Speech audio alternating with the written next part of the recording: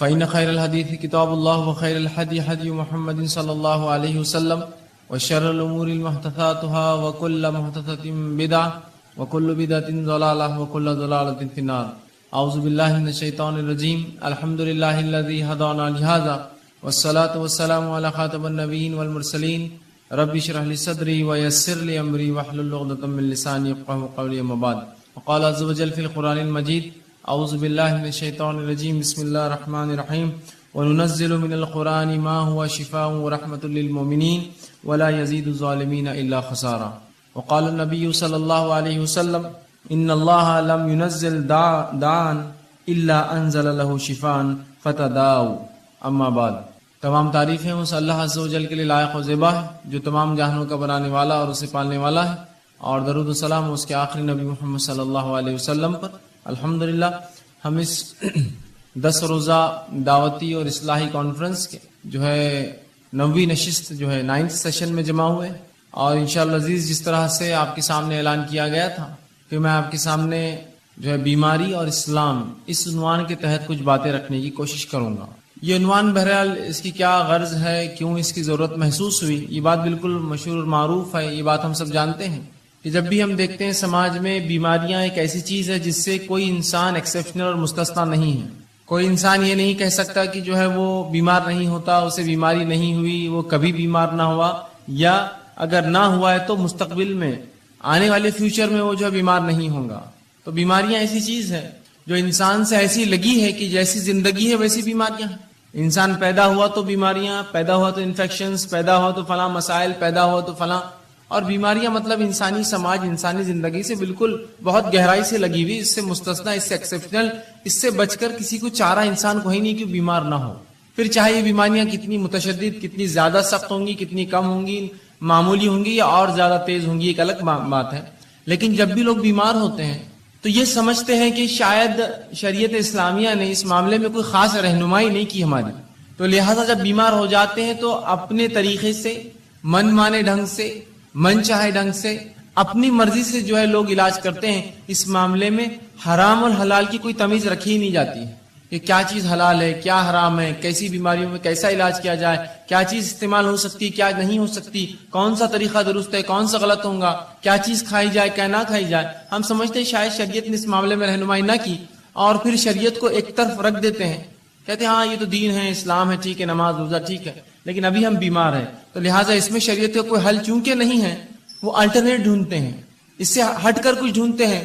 پھر ہم دیکھتے ہیں کہ وہ کتاب و سنت کو چھوڑ کر، شریعت کو چھوڑ کر، قرآن حدیث کو چھوڑ کر، نبی اکرم صلی اللہ علیہ وسلم صحابہ کے بتائے طریقے کو چھوڑ کر من مانی کرتے ہیں. مثال کے طور پر کوئی تعویذ لٹکا لیتا ہے، یہ سمجھتا ہے کہ اس سے شاید شفا ہو جائے، اس لیے کہ فلاں کسی نے کہہ دیا کہ بیئر پینے سے جو ہے پتھری نکل جاتی، تو ان کو لگا کہ اب علاج چکی ہے، شریعت اس میں کوئی رہنمائی تو کرتی نہیں ہے، لہٰذا آپ شراب پینا شروع کر. کچھ لوگوں کو دیکھا گیا کہ وہ گانجا اور افیم پیتے ہیں، اس لیے کہ انہیں لگتا ہے کہ فلاں مرض کا کوئی علاج نہیں ہے، شریعت نے اس میں رہنمائی نہیں کی، لہٰذا ہم یہ کر لیں.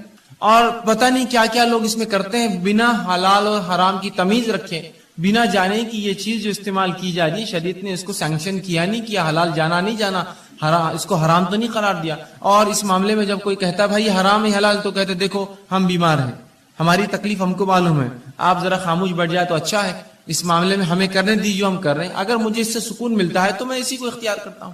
جیسا بہت سے لوگوں کو مرگی کا مسئلہ ہوتا ہے تو دن بھر گانے سنتے رہتے ہیں، کار میں بیٹھے گانا لگا دیا، موبائل ہینڈ سیٹ میں گانا لگا دیا، گھر کے اندر گانا لگا دیا، اس لیے کہ ان کو لگتا ہے سکون اس کے بغیر حاصل نہیں ہوگا، جبکہ شریعت نے واضح طور سے بتایا کہ حرام چیزوں سے علاج نہیں ہو سکتا. تو ہم یہ سمجھتے ہیں جب بیمار ہو جاتے ہیں کہ شاید اب شریعت میں اس کی کوئی رہنمائی نہیں، لہٰذا منمانی کی جائے، اب جو چاہے کرو، جیسے چاہے علاج کرو، حرام حلال کی کوئی تمیز نہیں، چاہے میوزک کا اس میں استعمال ہو، چاہے ناچنا گانا اس میں پڑے، چاہے شراب پینا پڑے یا کوئی اور کام کرنا پڑے، سب کرو، اس لیے کہ اس معاملے میں ہم جو ہے لاوارث جیسے یا بنا سرپرستی کے چھوڑ دیے گئے، اب بہرحال معاملہ ہم کر سکتے ہیں. اسی لیے اس عنوان کو ہم نے خاص طور سے انتخاب کیا کہ اسلام کیسے رہنمائی کرتا بیماری کے تعلق سے، بیماری اور اسلام کہ ان دونوں کا تعلق ہے.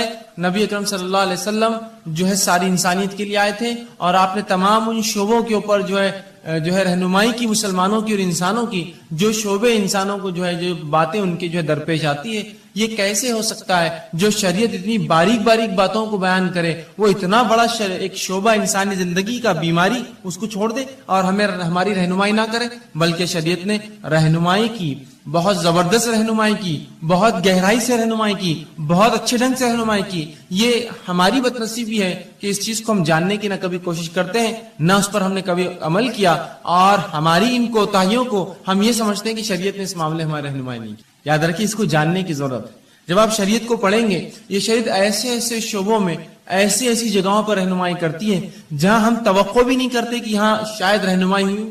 مثال کے طور پر ایک انسان اپنی ازدواجی زندگی، میاں بیوی کے رشتے کیسے قائم رکھے، شریعت نے یہاں بھی رہنمائی کی۔ کچھ لوگ سمجھیں گے یہ تو بےحائی ہے، یہ بےحائی نہیں، یاد رکھیے یہ طریقہ زندگی ہے۔ اگر وہاں رہنمائی نہ کرتا تو پھر انسان تو منمانے ڈھنگ سے اختیار کرتا اور انسان نہیں جانور بن جاتا۔ تو اس جگہ بھی شریعت نے رہنمائی کی جس جگہ کے اندر جو ہے عموماً لوگ جو ہے شرمائیں گے کہنے کے لیے، اور نبی اکرم صلی اللہ علیہ وسلم نے جو کہ سب سے باحیا شخصیت تھی وہ باتیں بھی بتائی حیا کے باوجود، تاکہ آنے والی نسلوں کو اس مسئلے میں بھی رہنمائی ہو۔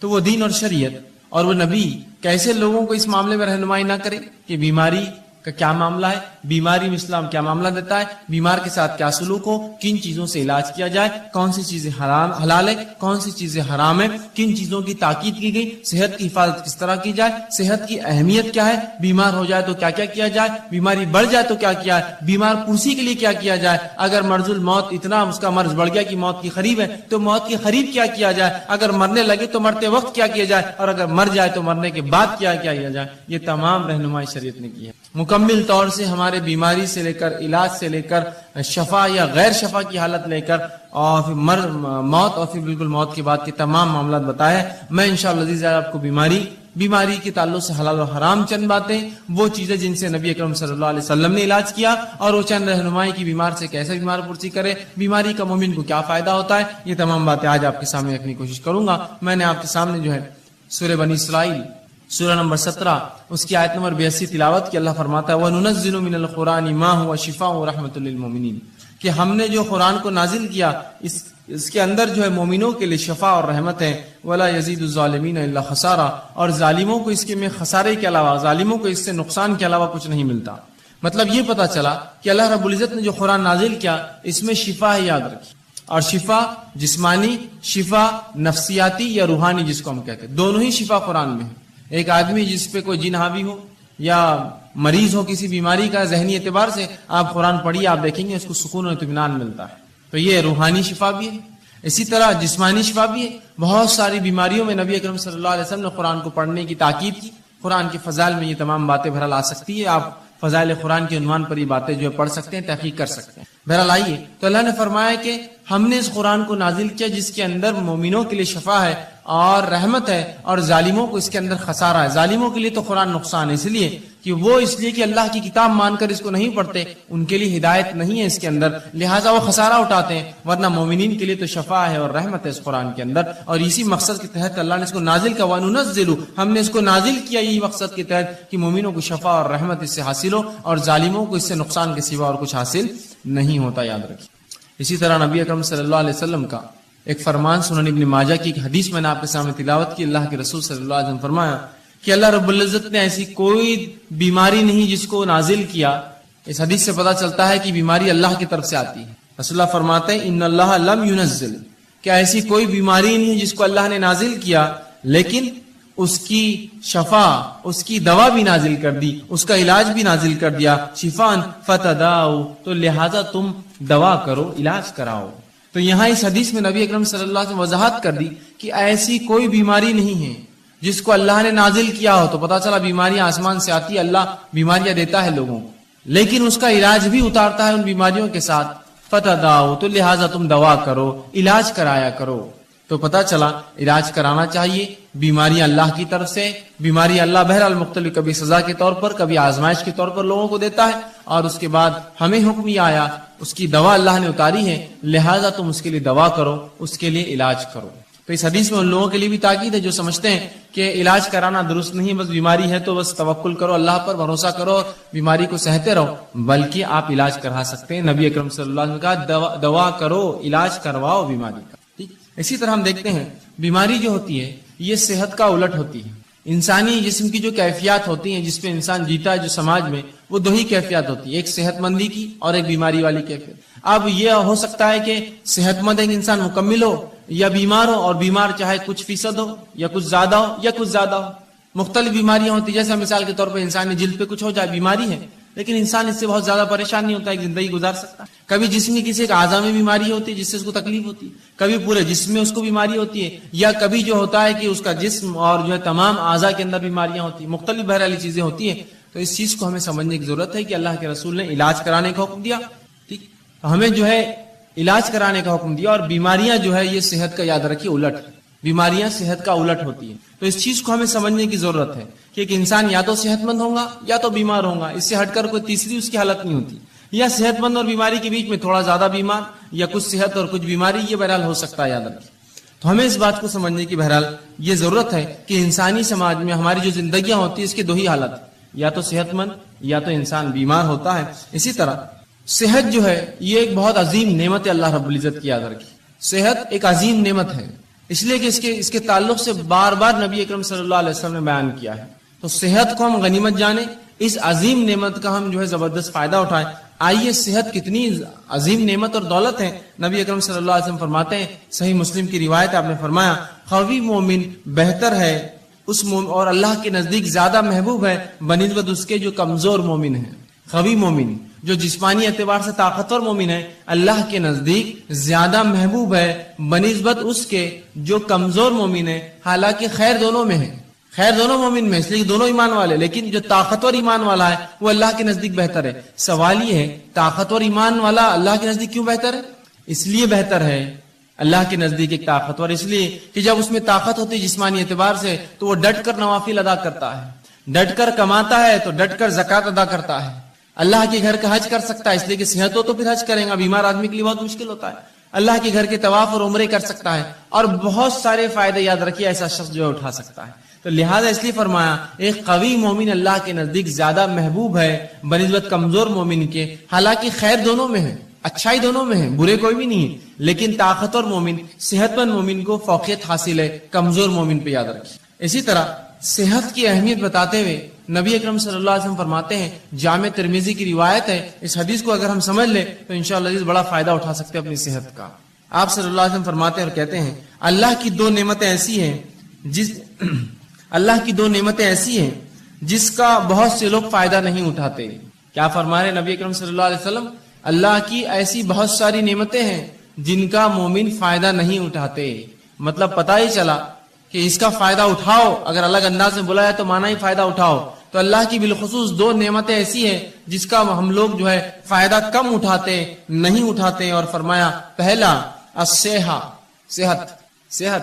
دو چیزیں نعمتیں اللہ کی ایسی ہے جس کا لوگ فائدہ نہیں اٹھاتے، اور خطاب ہم مسلمانوں سے، پہلا صحت کا فائدہ اٹھانا چاہیے، اس لیے کہ دوسری ایک روایت میں جامع ترمذی کی آپ نے فرمایا صحت کا فائدہ اٹھا لو اس سے پہلے کی بیماری آ جائے، تو صحت کا فائدہ نہیں اٹھاتے آپ فرما رہے۔ دوسرا جو نعمت اللہ کی جس کو ہم ضائع کرتے ہیں وہ کیا ہے؟ آپ فرماتے ہیں دوسرا والفراغ اور خالی وقت۔ یہ دو نعمت اللہ کی عظیم نعمت ہے، ایک صحت اور خالی وقت، اور رسول اللہ فرماتے ہیں ان دو کا مومن فائدہ نہیں اٹھاتے۔ اور واقعی میں بات کتنی سچ ہے کہ جب اللہ ہمیں صحت دیتا ہے تو ہم کوئی کام نہیں کرتے ہیں، جب بیماری آتی تو ذکر و اذکار، صدقات، نوافل سب کا ہمیں جوش جاگ جاتا ہے۔ جب صحت تھی کیوں نہیں فائدہ اٹھایا؟ جب ذکر و اذکار کرتے، جب نمازیں پڑھتے، قیام کرتے، اہتمام کرتے، اس لیے کہ جب اللہ نے طاقت دی تھی۔ یا پھر جوانی تو چھوڑ دیتے ہیں، جوانی جب گزر جاتی ہے اور بڑھاپے میں پھر تمام اعمال کرنے کی کوشش کرتے جو جوانی کی عبادتیں تھیں۔ یقیناً شریعت یہ نہیں کہہ رہی کہ بڑھاپے کی عبادتیں قبول نہیں ہوتی، لیکن جوانی کی عبادتیں زیادہ مطلوب ہے بڑھاپے کے مقابلے میں، اس لیے کہ یہاں انسان ینگ ہوتا ہے، اس میں جوش ہوتا ہے، اور بہت سارے ایسے کام کر سکتا ہے جو عمر نہیں کر سکتا ہے بڑھاپے کی عمر میں۔ تو کہا دو ایسی نعمتیں ہیں جس کا انسان فائدہ نہیں اٹھاتے، لوگ فائدہ نہیں اٹھاتے، مسلمان نہیں اٹھا رہے ہیں، ایک صحت اور دوسرا الفراغ اور خالی وقت۔ کتنی صحیح بات کہی۔ آج کتنا خالی وقت ہمارے نوجوانوں کے پاس ہے، لیکن کیا اس کا استعمال ہو رہا ہے؟ نہیں ہوتا ہے۔ کہاں ہوتا ہے؟ لوگ کہتے ہیں میں مصروف ہوں، لیکن مصروفیت کیا ہے؟ 2 گھنٹے 4 گھنٹے کہیں جا کے اور اس کے بعد خالی وقت بیٹھے ہیں، کبھی کھا رہے ہیں، کبھی کھیل رہے ہیں، کبھی بیٹھ رہے ہیں، کبھی چائے کی دکان پہ، کبھی ہوکو پارلر کے اندر ہے، تو کبھی جم میں پڑے ہوئے، تو کبھی سوئمنگ پول پہ خالی وقت گنوا رہے ہیں، تو کبھی گھومنے پھرنے جا رہے ہیں۔ گویا اگر ایک انسان پورا 1 مہینہ اپنا شیڈیول نکالے، اپنا ٹائم ٹیبل بنائے تو دیکھیں اس کے اندر سے میں سمجھتا ہوں بمشکل ہر روز 2 سے 3 گھنٹے ایسے جو واقعی میں جینوین یقینی طور سے وہ جو کچھ کام کرتا ہے، باقی سب رکامہ ہوتا ہے، خالی ہوتا ہے اور فالتو کاموں کو وہ کام سمجھتا ہے. تو کتنی صحیح بات آپ صلی اللہ علیہ وسلم فرمائیں. 2 نعمتیں ہم ضائع کرتے ہیں، ایک صحت، دوسرا خالی وقت. تو صحت کا استعمال کر لیجئے، اس سے پہلے بیماری آئے. خالی وقت کا استعمال کر لیجئے، اس سے پہلے کہ اللہ ایسی مصروفیت دے پھر آدمی خالی ترستا رہے، کاش کہ یہ ٹائم ہوتا تو یہ کرتا، کاش یہ وقت ہوتا تو یہ کام کرتا. 2 نعمتوں کا رسول اللہ فرماتے ہیں. تو پتہ چلا صحت بڑی عظیم نعمت ہے، تبھی کہا جا رہا ہے کہ ان 2 نعمتوں کا لوگ فائدہ نہیں اٹھاتے ہیں. اسی طرح جامع ترمذی کی روایت ہے، آپ صلی اللہ علیہ وسلم فرماتے ہیں، بہرحال جو پہلی حدیث میں نے اس سے پہلے بیان کی وہ صحیح بخاری کی روایت تھی. جامع ترمذی کی روایت ہے، آپ صلی اللہ علیہ وسلم فرماتے اور کہتے ہیں، اللہ کی نعمتوں میں سے جن کا سوال روز محشر سب سے پہلے ہونے والا ہے. اللہ کی نعمتوں میں سے جس کا سوال قیامت کے روز، آپ صلی اللہ علیہ وسلم فرماتے ہیں کہ قیامت کے روز جو اللہ رب العزت کی نعمتیں ہیں جن کے تعلق سے سوال کیا جائے گا، اور سب سے پہلے جس کا سوال کیا جائے گا، آپ فرماتے اور کہتے ہیں کہ سب سے پہلے اس سے پوچھا جائے گا کہ کیا میں نے صحت مند جسم نہ دیا تھا. جو اللہ رب العزت بندوں سے سوال کریں گا اس میں سب سے پہلا سوال کیا ہونے والا رسول اللہ فرماتے ہیں، وہ یہ ہوگا کیا میں نے صحت مند جسم نہیں دیا تھا، بتا اب کیا کیا اس کا. کیا جواب دیں گے ہم؟ اے اللہ صحت دی تھی، میں نے تو منشیات میں، نشوں میں، تمباکو خوری کے اندر، سگریٹ نوشی کے اندر جسم کو برباد کیا، کھیل کود کے اندر وہ کام نہیں کر پایا. یہ جواب دیں گے. سوال ہونے والا ہے، صحت دیا تھا، جسم دیا تھا، اچھا کیا استعمال کیا، کتنی نمازیں پڑھی، کتنے نوافل کا اہتمام کیا، مال و دولت دیا تھا، اس کے ساتھ صحت دی تھی، کتنے حج اور عمرے کیے تو نے، کیسی اپنی صحت کو لگایا، میری راہ میں کوئی کوشش کی، مومنوں کی کبھی مدد کی، مصیبت زداؤں کے لیے آگے بڑھا، جو جسمانی قوت تھی اس کا استعمال کیا، اس کے ساتھ مالی اثر. سوال ہونے والا، جسم دیا تھا، کیا جواب دیں گے ہم؟ بلکہ ایک روایت میں آتا ہے کہ اللہ پوچھیں گا میں نے جسم دیا تھا، کس چیز میں اس کو برباد کیا تو نے، اس جسم کو کہاں لگایا، وہ جسم تو نے کہاں اس کو بوسیدہ کر کے آیا. کیا جواب دیں گے ہم؟ آج ہم دیکھتے ہیں کہ لوگ یا ہمارے نوجوان طبقہ جو ہے بوڑھے ہوتے جا رہے ہیں، کام کر کے تھک گئے، اور نوجوان سستی اور کاہلی کے اندر اتنے ہی زیادہ آگے بڑھے ہوئے کہ انسان گھر کا بوڑھا کام کر کے تھکا ہوا ہے، اور نوجوان جو ہے بالکل آرام کر رہے ہیں، ان کو کوئی فکر نہیں، نہ گھر کی، نہ کمانے کی، نہ آگے چیزوں کی. اللہ رب العزت کو یاد رکھیے، اگر اللہ نے کتنا بھی دیا، یہ جسم جو اچھا دیا ہے صحت مند، قیامت کے روز سوال ہونے والا ہے کیا. پہلا سوال یہ ہونے والا ہے، اچھا جسم دیا تھا، یہ سوال ہوگا. اب اس کا مطلب یہ ہوا یہ سوال ہے تو جواب دینا پڑے گا، کیا اس کا، کہاں لگایا وہ جسم، کیسے استعمال کیا، کیسے اس کو کمزور اور بوڑھا کیا. تو ہمیں یہ اللہ کے سامنے جواب دینا ہوگا، اللہ میں نے جو تیری عبادتوں میں، ریاضت میں اور دیگر علوم دین میں، تیرے کام میں، حلال روزی کمانے میں، اپنے بیوی بچوں کی پرورش میں اس کو لگایا، جواب دینا ہوگا. اور ورنہ اگر کھیل کود میں، فالتو کاموں میں، سگریٹ بیڑی تمباکو میں، چوراہوں پر بیٹھ کے کھانے اور پینے میں، دیکھیے لوگ چوراہے پہ بیٹھے اور کھا رہے پی رہے، 2-2 4-4 گھنٹے روز برباد کرتے ہیں. یہی وہ لوگ ہیں جن سے تلاوت قرآن کا سوال ہو تو کہتے وقت نہیں ہے. یہی وہ لوگ ہیں جن سے دینی علم کا معاملہ کرے تو کہتے وقت نہیں ہے. لیکن شام میں ہر روز کام سے آنے کے بعد یا تجارت ختم ہونے کے بعد 11-12 بجے تک، 1 بجے تک دوستوں میں بیٹھ کر جو وقت برباد کرتے ہیں، کیا روز قیامت اللہ پوچھیں گا نہیں جسم دیا تھا کیا؟ اے اللہ میں تو نکڑوں پہ بیٹھتا تھا، میلے ٹھیلوں پر جاتا تھا اور چوراہوں پر بیٹھتا تھا اور دوستوں سے بات چیت کرتا تھا. یہ جواب دیں گے اپنے رب کو. کھیل کود میں نے ضائع کیا. کھیل کود کی عمر ہوتی ہے، کھیلنا چاہیے. کچھ لوگ تو ایسے ہو جاتے ہیں کہ عمر پوری گزر گئی، ان کو بچے ہو جاتے پھر بھی کھیلتے رہتے ہیں، اس کا شوق ہے، اس کا شوق ہے. اور جب دینی کام کی بات کی جائے تو بھائی چھٹی نہیں ہوتی، کیسے کرے؟ کیوں؟ جس دن چھٹی ہوتی ہے اس دن کیا، اس دن تو کھیلنا ضروری اور فرض ہے نا مجھ پر، تو وہ دن تو چھوڑ دیجیے آپ. سوال یہ اللہ رب العزت کو ہم کو جواب دینا ہے، اچھا جسم دیا تھا، کہاں لگا کر آیا، اس جسم کا، اس صحت کا کیا استعمال کیا. ٹھیک. تو صحت جو ہے ایک عظیم نعمت ہے. اب جب یہ نعمت ہے تو ہر نعمت کی حفاظت کرنا پڑتی ہے، یاد رکھیں. اسی طرح صحت کی بھی حفاظت کرنا پڑے گی، اور مومن کے لیے صحت کی حفاظت کرنا فرض ہے. میرے اور آپ کے لیے اپنی صحت کی حفاظت کرنا فرض ہے.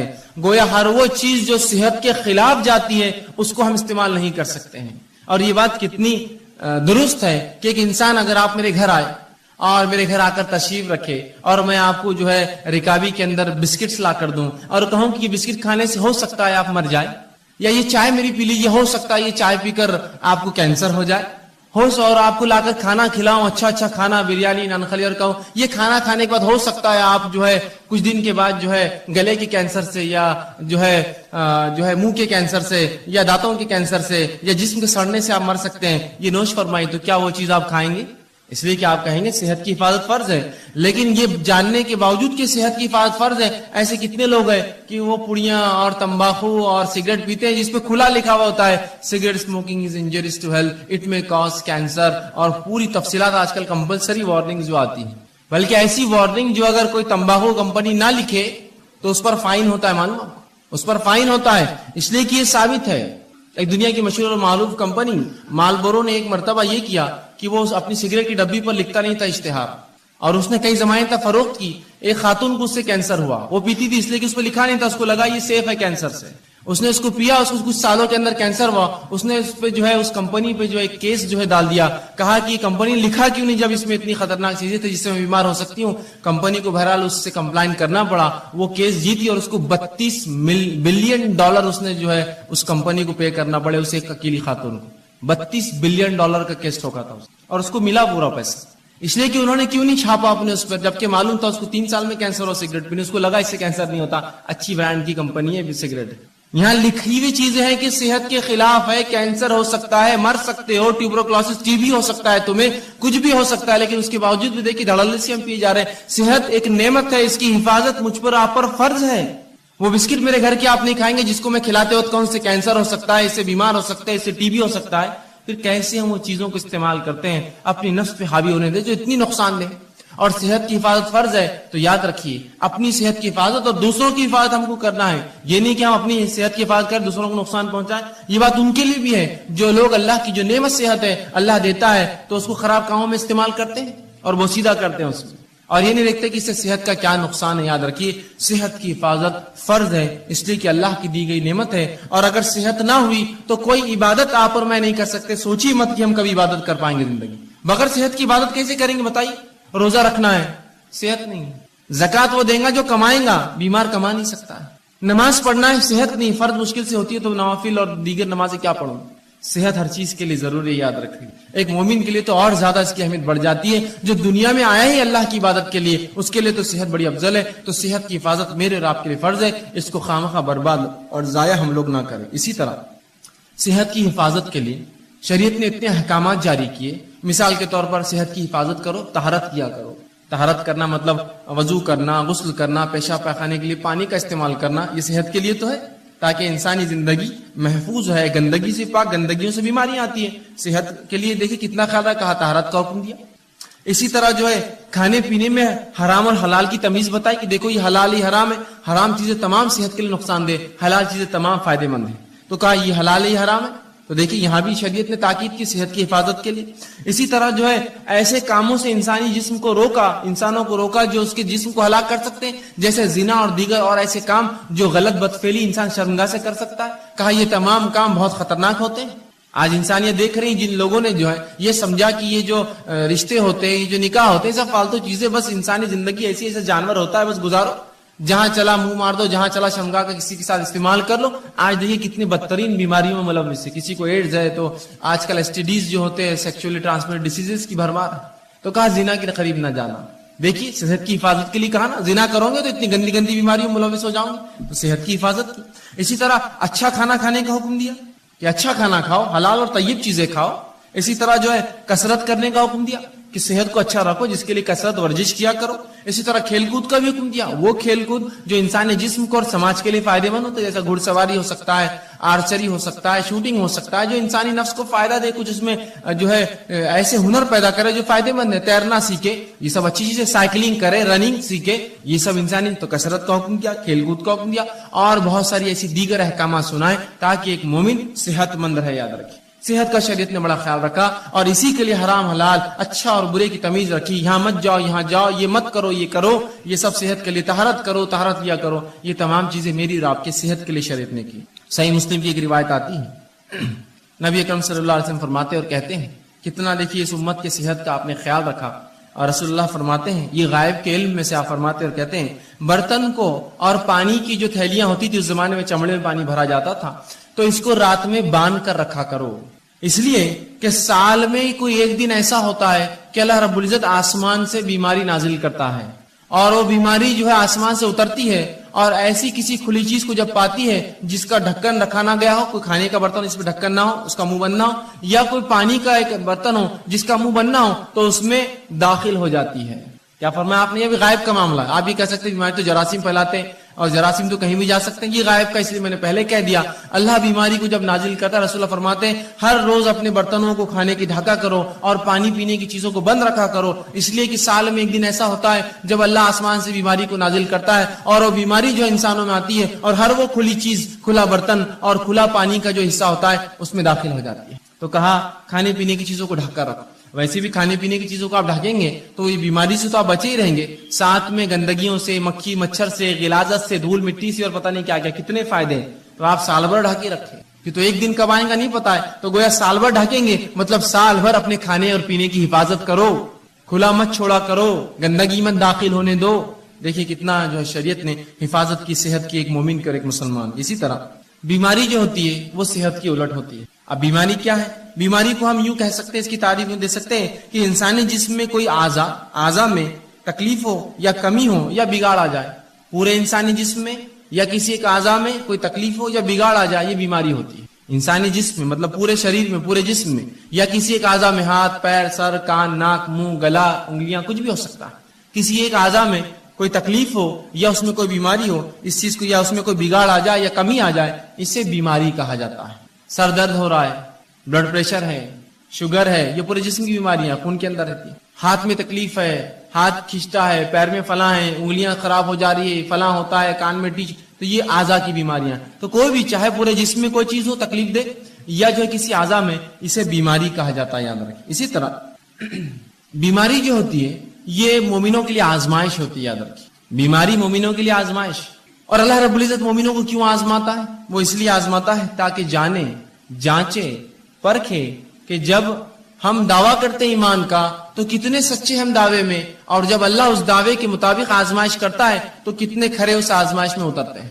تو اللہ رب العزت مومنوں کو آزماتا ہے بیماری کے ذریعے۔ تو یاد رکھیے، مسلم کی روایت ہے، صحیح مسلم اور مسند احمد کی، آپ صلی اللہ علیہ وسلم فرماتے ہیں مومن کا معاملہ بڑا عجیب ہے، جب اللہ اسے فراوانی دیتا ہے، خوشحالی دیتا ہے تو اللہ کا شکر بجا لاتا ہے، یہ اس کے لیے خیر ہے، ثواب کا باعث ہے۔ اور جب اللہ تنگ دستی دیتا ہے، مصیبت دیتا ہے، پریشانی دیتا ہے، بیماریاں دیتا ہے تو تب صبر کرتا ہے، یہ اس کے لیے خیر اور باعث کا معاملہ ہوتا ہے۔ اور یہ معاملہ سوائے مومن کے کسی اور کا نہیں ہوتا، مطلب مومن کے تمام معاملے خیر اور برکت والے ہیں کہ اگر اللہ نے فراوانی دی اللہ کا شکر ادا کرتا ہے، اس کا اجر پاتا ہے، اللہ نے تنگ دستی دی، مشکل دی، بیماری دی تو اس پر صبر کرتا ہے، اور ان دونوں کے اندر وہ جو ہے بدلہ پاتا ہے۔ اسی طرح سنن ابن ماجہ کی روایت ہے، آپ صلی اللہ علیہ وسلم فرماتے ہیں سب سے زیادہ جو لوگ انسانوں میں آزمائے جاتے ہیں، سب سے زیادہ جو لوگ انسانوں میں آزمائے جاتے ہیں وہ سب سے پہلے ہوتے ہیں انبیاء علیہ الصلوۃ والسلام، یہ سب سے زیادہ آزمائے جاتے ہیں۔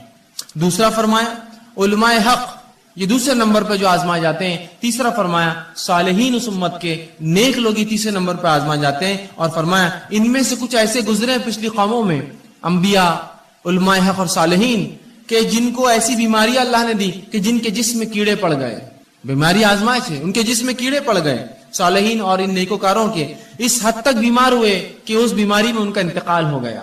اسی طرح کچھ ایسے تھے اللہ نے ایسی غربت دی، اتنا غریب بنایا کہ سوائے ٹاٹ کے کپڑے، کھدر جو موٹے کپڑے ہوتے پہننے کے ان کے پاس نصیب نہ تھا، اور آگے فرمایا پہننے کو کچھ نہ تھا سوائے ٹاٹ کا کپڑا، لیکن اس میں وہ اس سے زیادہ خوش تھے جتنا تم فراوانی اور خوشحالی میں خوش رہتے ہو۔ مطلب یہ انبیاء، یہ علماء حق اور یہ صالحین ان بیماریوں میں، ان پریشانیوں میں، ان غربت میں بھی اتنے خوش تھے، اتنے مطمئن تھے کہ جتنے ہم لوگ خوشحالی میں خوش نہیں ہوتے ہیں، اس لیے کہ یہ انبیاء، یہ علماء حق، یہ صالحین جانتے ہیں کہ یہ آزمائش اللہ کی طرف سے ہے، اور ہر آزمائش کا مومن کو کیا ملتا ہے؟ بدلہ ملتا ہے۔ تو جب بھی ہماری آزمائش ہو یاد رکھیے ہم صبر کریں، اور اللہ رب العزت کسی بھی انسان کو اس کے طاقت سے زیادہ نہیں آزماتا۔ اللہ سبحانہ تعالیٰ سورہ بقرہ سورہ نمبر 2 آیت نمبر 286 میں فرماتا اور کہتا ہے لا یکلف اللہ نفسا الا وسعها، اللہ کسی نفس کو اس کے طاقت سے زیادہ نہیں آزماتا، یاد رکھیے، مجھے اور آپ کو ہماری طاقت سے زیادہ نہیں جو ہے آزماتا ہے، بلکہ جتنی طاقت ہے اتنی ہی آزمائش آتی ہے۔ تو اگر بیماری دی تو یہ طاقت تھی تب دی، مصیبت دی طاقت تھی تب دی، کسی نعمت کو دے کر چھین لیا یہ طاقت تھی تبھی چھینا۔ اللہ کسی کو اس کے جو ہے برداشت سے زیادہ نہیں آزماتا. اور اللہ کا معاملہ تو ہر بار یہ ہوتا ہے. سورہ بقرہ سورہ المدو آیت میں 175 میں فرما اور کہا یرید اللہ بکم اليسر ولا یرید بکم العسر، کہ اللہ رب العزت تو تمہارے ساتھ آسانیاں کرنا چاہتا ہے، وہ تمہیں مشکلات میں نہیں ڈالنا چاہتا ہے. تو یہ بیماریاں میرے اور آپ کے لیے آزمائش ہے. اب جب بھی کوئی بیمار ہو تو ہم صبر کریں، اس لیے کہ صبر کرنے والوں کے تعلق سے سورہ بقرہ سورہ المدو آیت میں 156 میں کہا فبشر الصابرین، کہ صبر کرنے والوں کو بشارت دو.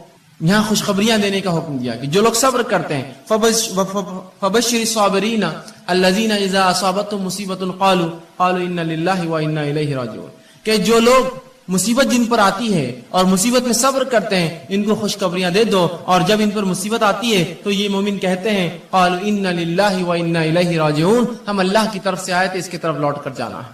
تو ہمیں صبر کرنا چاہیے. اللہ کسی کو بھی اس کی طاقت سے زیادہ نہیں آزماتا. جب آزمائش ہوتی تو ہمیں صبر کرنا چاہیے. آئیے صحیح بخاری اور صحیح مسلم کی روایت ہے، آپ صلی اللہ علیہ وسلم فرماتے اور کہتے ہیں جب ایک مسلمان کو کوئی ایذا پہنچتی ہے، تکلیف پہنچتی ہے، بیماری کی شکل میں، کسی کی موت کی شکل میں، کسی اعضاء کے ضائع ہونے کی شکل میں، کسی اور اس میں مصیبت، پیسے میں، مال میں کمی، اولاد میں کمی، پھلوں میں کمی، روزی میں کمی، جب کسی ایک مومن کے تعلق سے آپ فرماتے ہیں مسلم کو ایذا یا بیمار ہوتا ہے تو اللہ تعالیٰ اس کے گناہوں کو ایسا دھو دیتا ہے جیسے ایک جھاڑ جس پر سوکھی پتیاں ہوں وہ سوکھنے سے گر جاتی ہیں.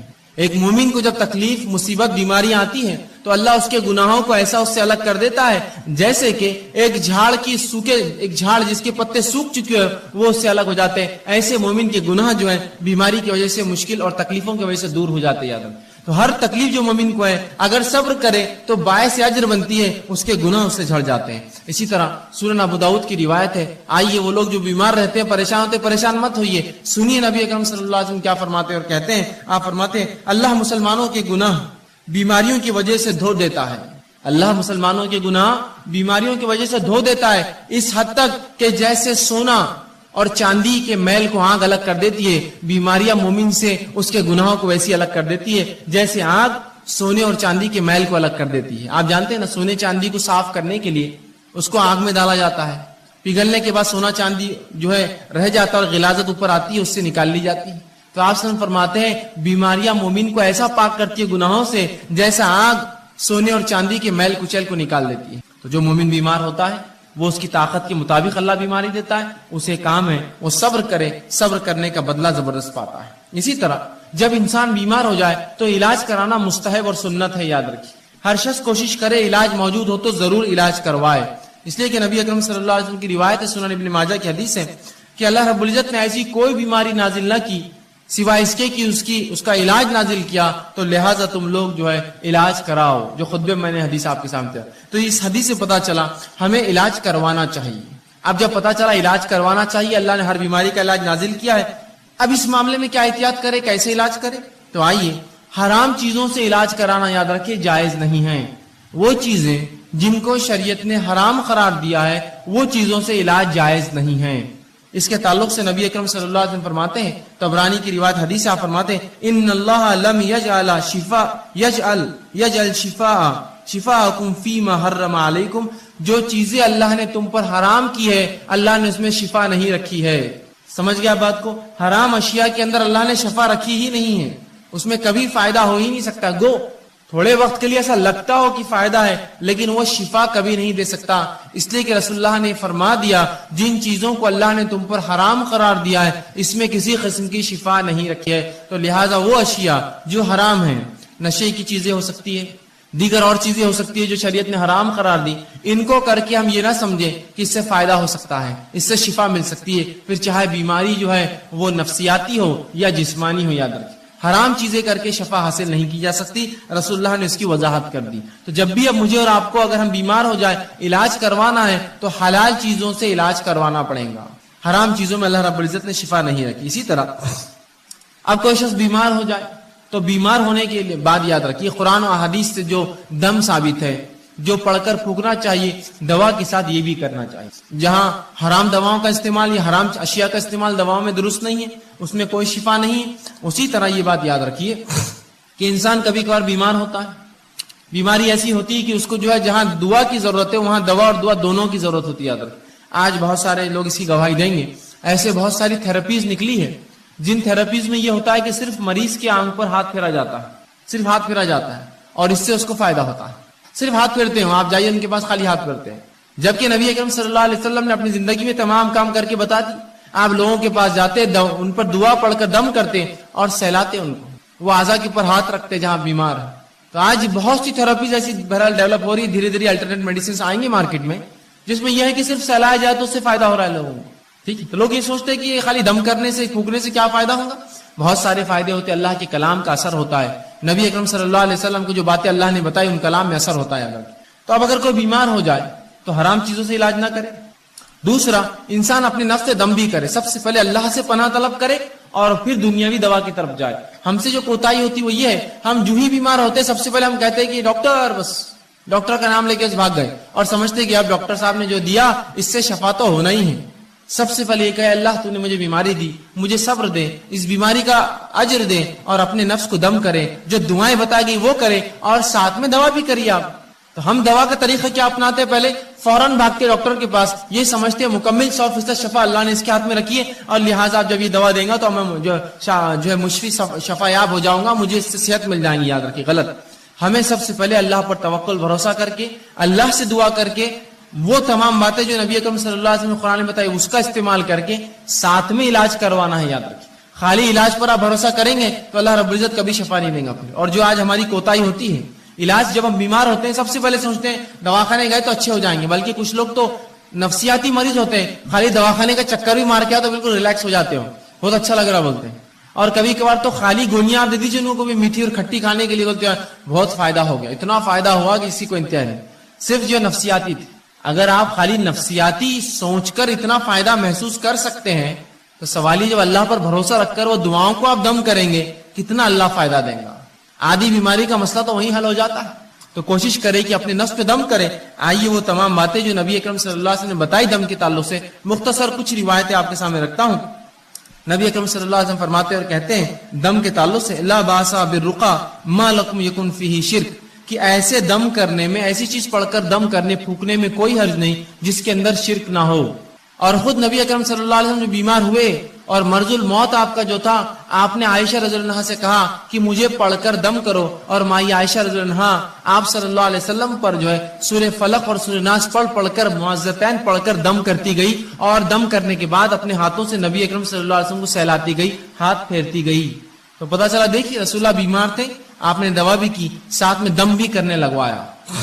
یہی ہمارے لیے بھی، ہم بیمار ہو جائے تو دم کروائے. معوذتین خود پڑھی، خود نہ پڑھ سکے گھر والوں کو تاکید کرے کہ پڑھ کر مجھ پر دم کرو. تو کہا ایسے دم میں کوئی حرج نہیں جس میں شرک نہ پایا جاتا ہو، تو لہٰذا ہم اپنے آپ کو دم کروائے. وہ الفاظ اس میں شرک نہ ہو. اور قرآن حدیث میں اتنی بہترین دعائیں آ چکی ہیں، میں سمجھتا ہوں دوسرے رقیہ یا رقیہ کی ضرورت ہی نہیں ہمیں دم کرنے کی. وہ آپ پڑھ کے دم کیجئے، دیکھیے اس سے کتنے فائدے ہوتے ہیں. اسی طرح لوگ جب بیمار ہوتے ہیں اور بیماری اگر دور نہ ہو تو سب سے پہلے جہاں بھاگا جاتا ہے، جو خیال جاتا ہے وہ کیا ہے؟ مثال کے طور پر ایک انسان کو بیماری ہے، اب بیماری ختم نہ ہو رہی ہے، اللہ کی لمبی آزمائش ہے، تو سب سے پہلے دھیان کیا جاتا ہے؟ دیکھو اب اسلام میں اس کا علاج نہیں ہے اور دواؤں میں اس کا علاج نہیں، اور جھاڑوں کے پاس اور پہاڑوں پر اور پتھروں پر اور جھرنوں پر پتہ نہیں کہاں کہاں جاتے ہیں اور مختلف قسم کے شرک کرتے اور سمجھتے ہو اس میں شفا ہے.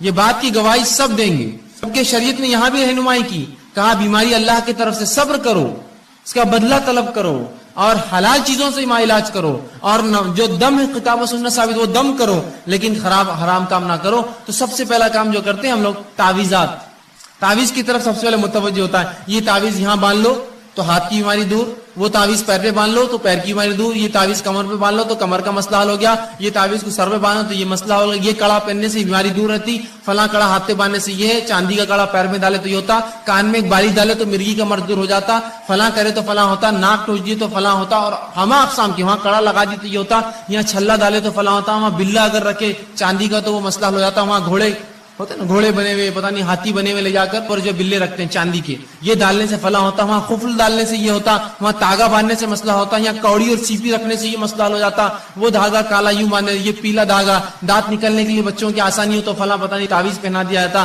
ہاتھ میں فلاں رکھے تو نظر نہیں لگتی. یہ تمام فالتو باتیں، یہ خرافات ہے، یاد رکھیے تمام حرام چیزیں ہیں. نبی اکرم صلی اللہ علیہ وسلم نے جہاں پڑھ کر دم کرنے کا حکم دیا وہیں تعویذ اور گنڈوں کی حرمت یاد رکھی بیان کی کہ یہ تعویذات کچھ نہیں کر سکتے انسان کو. آئیے جو لوگ تعویذات پہنتے بیماری کے علاج کے لیے، سنیے نبی اکرم صلی اللہ علیہ وسلم کیا فرما رہے ہیں. آپ نے مسند احمد کی روایت فرمایا اور کہا من علق تمیمتن فقد اشرک، جس نے کسی بیماری کے علاج کے لیے، کسی فتنے سے بچنے کے لیے، شیطانی وسوسوں سے بچنے کے لیے، کسی آفت کو ٹالنے کے لیے، کسی اچھائی کو لانے کے لیے تعویذ لٹکا لیا، من علق تمیمتن فقد اشرک، اس نے شرک کیا۔ اندازہ لگا رہے آپ شرک کس کو کہتے ہیں؟ اللہ کے ساتھ اس تعویذ کو شریک کیا۔ ابھی تعویذ کی شکل تاگے ہو سکتے ہیں، دھاگے ہو سکتے ہیں، کڑے ہو سکتے ہیں، مالے ہو سکتے ہیں، سیپی ہو سکتے ہیں، کوڑیاں ہو سکتے ہیں، اور پتہ نہیں کیا کیا، انسانی کھوپڑی کی ہڈیاں ہو سکتی ہے، جانوروں کی جو جلدیں ہو سکتی ہے، الو ہو سکتا ہے، کوا ہو سکتا ہے، تیتر بٹیر، کچھ بھی پتہ نہیں، لوگ کہتے ہیں یہ کرنے سے بہت فائدہ ہوتا ہے، فلاں کرو، الو کو کاٹ کے ذبح کرو تو یہ ہوتا ہے، بڑواغل کو فلاں کرو تو یہ ہوتا ہے، فلاں چیز کی تمام حرام چیزیں، یا کوڑی لگا دی تو یہ ہوتا ہے، سیپی ٹھوکے تو یہ ہوتا، مالے سے ہوتا، کنکر سے ہوتا، موتی سے ہوتا، سیپی سے ہوتا، یہ تمام حرام۔ جس نے اس عقیدے سے کوئی ایسی چیز لٹکا لی کہ اس سے برائیاں دور ہوتی ہے، بلائیں دور ہوتی ہے، آفتیں دور ہوتی ہے، اچھائی آتی ہے، بیماریاں جاتی ہے، تو کہا من علق تمیمتن فقد اشرک، اس نے شرک کیا، وہ اللہ کے ساتھ اس نے اس تعویذ کو شریک کر دیا۔ اب بہت سے لوگ بولتے تاگا تو ہے، کیا ہوتا ہے یہ تاگا؟ اگر ہاتھ پر رہ گیا اور مر گئے تو آخرت میں اللہ رب العزت رب نہ ہوا، آخر میں اللہ کہیں گا اس تاگے سے ہی مانگ لے جو مانگنا ہے، میرا بندہ تو کہاں تھا، تو نے تو اس پہ اعتقاد رکھا، کیا برا حال ہوگا۔ آئیے سنیے نبی اکرم صلی اللہ علیہ وسلم آگے کیا فرماتے، مسند احمد کی یہ بھی روایت آپ فرماتے، من علق تمیمتن فلا اتم اللہ لہ ومن علق ودعتن فلا ود اللہ لہ۔ سنیے اللہ کے رسول فرماتے ہیں جو تعویذ گلے میں لٹکا دے اللہ اس کی کبھی مراد پوری نہ کرے، رسول اللہ بدوا دے رہے ہیں اس کو، جو تعویذ گلے میں لٹکا لے اللہ اس کی مراد کبھی پوری نہ کرے۔ اور جو کوڑیاں اور سیپیاں، نبی اکرم صلی اللہ علیہ وسلم کے زمانے میں لوگ جانوروں کی چیزوں کی حفاظت کے لیے کوڑی اور سیپی لٹکاتے، مطلب تعویذ لٹکاتے بیماری نہ آنے کے لیے، کوڑیاں اور سیپی لٹکاتے کہ برائی نہ آئے، خیر کو لانے والا۔ تو کہا جو کوڑی اور سیپی لٹکا لے، آپ فرماتے ہیں جو لٹکا لے اللہ رب العزت اسے کبھی آرام نہ دے۔ جو تعویذ لٹکا لے اللہ رب العزت آپ فرما رہے ہیں کہ اس کو جو ہے کبھی جو ہے اللہ کے رسول فرماتے ہیں کہ اس کی مراد پوری نہ کرے اللہ، جس نیت سے ٹانگ کبھی نہ کرے۔ اور جو سیپی لٹکا لے، کوڑیاں اس زمانے میں لوگ لگاتے تھے تاکہ اس سے خیر آئے، فرمایا اللہ اس کو کبھی آرام نہ دے۔ اسی طرح آپ صلی اللہ علیہ وسلم نے مسند احمد کی روایت ہے، ایک شخص کو دیکھا جس کے ہاتھ میں ایک ڈنڈ پر ایک کڑا تھا۔ بہت سے لوگ پہنتے نا چاندی کے کڑے، چھلے، پتہ نہیں مالے، گلے میں دھاگے، تاگے، سن لیجئے وہ لوگ غور سے سنیے۔ نبی اکرم صلی اللہ علیہ وسلم ایک شخص کو دیکھا کہ ہاتھ میں اس کے کڑا تھا ڈنڈ پر، آپ صلی اللہ علیہ وسلم نے کہا افسوس یہ کیا ہے، کیا باندھ رکھا تو نے ہاتھ پر ہی؟ تو شخص نے کہا اللہ کے رسول یہ میں نے اس لیے پہنا ہے کہ اس سے ایک جلد کی بیماری نہیں ہوتی ہے، سکن کا ایک ڈیزیز نہیں ہوتا ہے، اس وجہ سے میں نے کڑا پہنا ہے۔ تو کہا کہ تو اسے فوراً اتار دے ورنہ اللہ رب العزت جو ہے تجھے اس میں ملوث کر دے گا، اس بیماری کو ڈال دے گا، وہ بیماری میں تجھے ملوث کر دے گا۔ کہا فوراً اتار دے کڑا ورنہ اللہ تجھے اس بیماری میں ڈال دے گا۔ اور فرمایا اگر تو اس حال میں مر گیا، تیری موت ہو گئی کہ کڑا تیرے ہاتھ میں ہی تھا، مر گیا تو تو کبھی کامیاب نہیں ہوگا، آخرت میں کبھی کامیاب نہیں ہوگا۔ کیا فرمایا کہ تو نے جلد کے امراض کے لیے پہنا، اسے اتار دے، اگر تو نے اسے نہ اتارا تو تجھے بیماری اللہ دے دے گا، اور اگر تو مر گیا اس حالت میں تو آخرت میں تو کبھی کامیاب نہیں ہونے والا، اس لیے کہ تو نے شرک کیا۔ تو لہٰذا ہمیں حلال چیزوں سے علاج کروانا ہے، تعویذ گنڈوں میں کوئی علاج نہیں ہوتا، یاد رکھیں۔ آپ دعائیں پڑھیے قرآنی، آپ دعائیں پڑھیے نبوی، یہ علاج کا یاد رکھیے جائز طریقہ ہے۔ آپ بعض دعائیں جو نبی اکرم صلی اللہ علیہ وسلم نے دم کیا اپنے نفس پر جب آپ بیمار ہوتے تھے، تو آئیے وہ دعائیں آپ کے سامنے رکھتا ہوں۔ دیکھیے یہ تمام باتیں دنیاوی علاج کے ساتھ چل رہا ہے، آپ دنیاوی علاج کراتے ہوئے یہ تمام کام کر رہے ہیں، یاد رکھیے۔ میں نے یہ نہیں کہا آپ سے کہ آپ دنیاوی علاج چھوڑ دیجیے اور باقی یہی کرتے رہیے، کافی ہے۔ آپ دواخانے بھی جائیے لیکن پہلے یہ ہوگا، اور ساتھ میں پھر علاج کرواتے رہیے، اور پھر صبر کرتے رہیے، اللہ سے دعا کرتے رہیے۔ تو علاج کے ساتھ یہ سب چل رہا ہے، اس لیے کہ یہ دونوں ملیں گے تو شفا ہے، یاد رکھیے۔ آئیے آپ صلی اللہ علیہ وسلم نے جو بعض دعائیں کی شفا کے لیے، اس آپ کے سامنے رکھتا ہوں، بس مختصر رکھوں گا۔ صحیح بخاری کی روایت ہے، آپ صلی اللہ علیہ وسلم جب کسی مریض کے پاس جاتے تو اس کے جسم پر ہاتھ رکھتے اور یہ دعا پڑھتے اس کی شفا کے لیے۔ دعا یوں اللہم رب الناس اذهب الباس اشفی انت شافی، کہ اے اللہ انسانوں کو پالنے والے، انسانوں کے رب، اس سے تکلیف دور فرما، اس سے تکلیف دور فرما، اشفی انت شافی، اس کو شفا دے، تو شفا دینے والا ہے، لا شفا الا شفاء، تیرے علاوہ کوئی اور شفا دینے والا نہیں ہے، شفاء لا یغادر سقما، ایسی شفا دے کہ جو بیماری کو بالکل نہ چھوڑے۔ یہ دعا کرتے اس بیمار کے لیے، جب آپ جاتے اس کو پڑھتے اور یہ دعا کرتے کہ مریض پر ہاتھ رکھ کر یہ دعا کرتے اللہم رب الناس اذهب الباس، اے اللہ جو انسانوں کا رب ہے اس سے اس کی بیماری کو دور کر۔ اور یقیناً جو آپ فرماتے آگے اشفی انت شافی، تو شفا دینے والا، تیرے شفا دینے کوئی نہیں ہے، لا شفاؤ کا الا شفاؤ، تیرے علاوہ کوئی شفا نہیں دیتا، شفا لا یغادر سقما، ایسی شفا دے اس کو کہ اس کی بیماری کو بالکل نہ چھوڑو۔ تو ہم بھی جب مریض کے پاس جائے، کوئی گھر میں مریض ہو جائے، یہ دعا اس کے جسم پر ہاتھ رکھ کے پڑھی، دیکھے شفا ملیں گی، ساتھ میں علاج بھی بہرحال کراتے رہے۔ اسی طرح صحیح مسلم کی روایت ہے، ایک شخص نے آپ صلی اللہ علیہ وسلم کے سامنے درد کی شکایت کی، کہا اللہ کے رسول مجھے تکلیف ہو رہی ہے، کسی کے اعضاء میں درد کی شکایت کی۔ نبی اکرم صلی اللہ علیہ وسلم جب یہ سنا، اس کی درد کی شکایت سنی، تو آپ نے فرمایا کہ تو اپنے اس اعضاء پر جہاں تکلیف ہے اپنا سیدھا ہاتھ رکھ اور 3 بار بسم اللہ پڑھ۔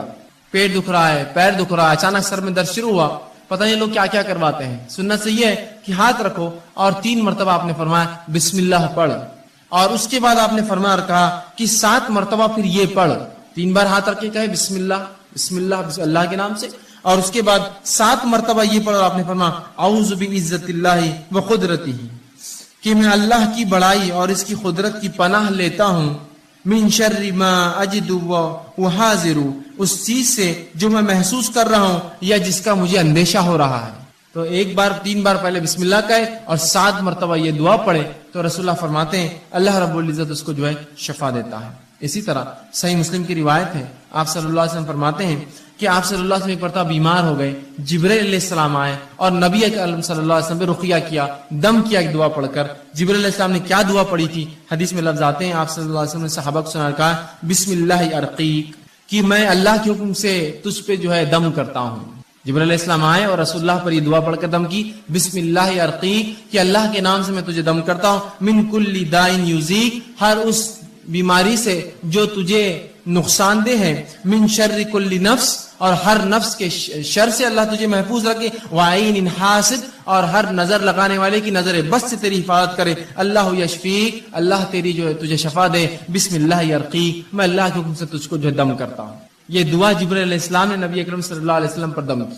اسی طرح معوذتین آپ پڑھ سکتے ہیں، اسی طرح سورہ جو ہے فاتحہ پڑھ کر ہم دم کر سکتے ہیں۔ یہ تمام کے بڑے فضائل آتے ہیں، یاد رکھیں۔ ہم نے یہ تمام چیزیں بہرحال آج چھوڑ دی ہیں، اور ایسی تمام وہ دعائیں جو قرآن سے اور سنت نبوی سے ثابت ہے آپ پڑھ سکتے ہیں۔ میں نے تو 2-4 نمونے کے طور پہ رکھی، یہ اگر پڑھ کر ہم کریں گے تو آپ دیکھیے جہاں دوا سے بھی علاج کا کچھ حصہ ہو رہا ہے، وہیں یہ دعائیں بہت حد تک نفسیاتی طور سے ہمیں جو مرض سے دور کر دیں گی، یا کم از کم بیماری ختم نہ بھی ہو تو ہم ایک مضبوط ایک مومن بنے رہیں گے، ہم آہو بکا نہیں کریں گے، تقدیر کو کوسیں گے نہیں، اللہ کو برا بھلا نہیں کہیں گے، اللہ سے بدگمانی نہیں کریں گے، ہم ہی بیمار ہونا تھا کہ اللہ ہمارا ہی گھر ملا تھا کیا، معیش ملا تھا کیا، کم از کم یہ تسلی رہیں گی انسان کو، نفسیاتی وہ مضبوط اور قوی رہے گا، چاہے جسمانی اعتبار سے کتنا لاغر اور بیمار ہو چکا ہو۔ تو یہ دعائیں بڑی اہمیت رکھتی ہیں۔ اسی طرح بعض ایسی چیزیں جن سے نبی اکرم صلی اللہ علیہ وسلم خود علاج